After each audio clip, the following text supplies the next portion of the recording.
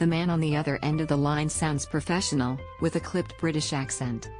He identifies himself as Martin Moore, from Westpac's fraud prevention team. Straight up, he asks the woman he is speaking with to confirm he is from the bank by cross-checking the phone number he is calling from with the number written on the back of her card. You can listen to the full audio of the call in the video player above. Read more. Aussies lost $1 billion to bank card fraud in past year. It's a tactic designed to quash any suspicions and immediately put his potential victim at ease. In reality, the man is a scammer who is using spoofing software to make it appear the call is coming from Westpac's number.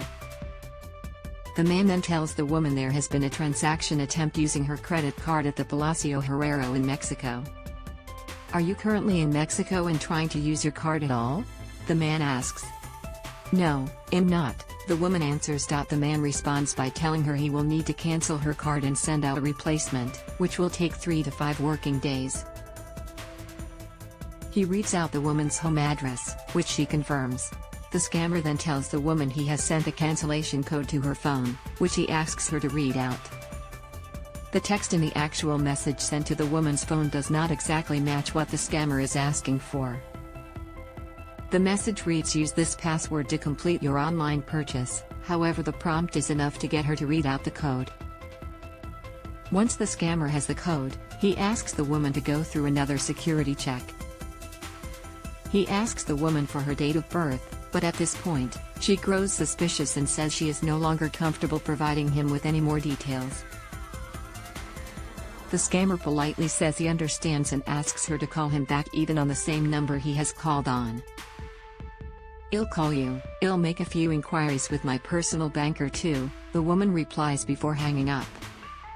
Westpac, who released the audio recording of the call, says it shows the increasingly sophisticated techniques scammers are using to defraud customers.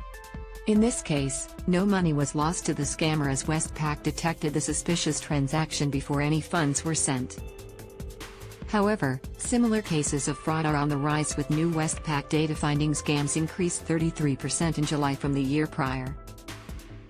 Impersonation scams are one of the most common scams currently targeting customers.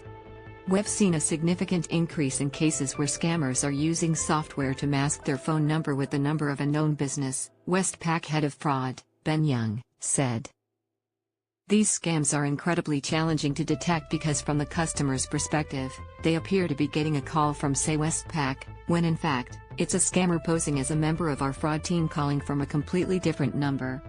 The scammer will then use personal information they've fraudulently obtained, like quoting the customer's name or last few digits of their credit card, to convince them the call is genuine, Young said. Australians lost more than $1 billion to scammers in the last year after having their bank cards skimmed, research released by Finder last month showed. The average bank card skimming victim loses around $299, according to the research. In a bid to combat these scams, Westpac recently teamed up with telco Optus to become the first private Australian business to block calls from scammers impersonating the bank. More than 94,000 Westpac phone numbers have been added to a Do Not Originate list, which will prevent scammers from impersonating Westpac numbers. The list is also shared with other carriers to extend the protection across different networks. Scammer red flags: unsolicited contact. They unexpectedly call, SMS or email you claiming to be from a reputable business. They know personal information. They have often already fraudulently obtained personal details like your name, ending digits on your credit card or approximate location, which makes them appear legitimate. They want you to action something. They will often instruct you to complete an action while on the phone to them, like updating your banking details, increasing your daily payment limit, downloading an app or sending money to a new account. They use spoofing software. They may use software to send you a fake SMS that appears to be from the business they say they're calling you from while on the phone with you to convince you the call is genuine.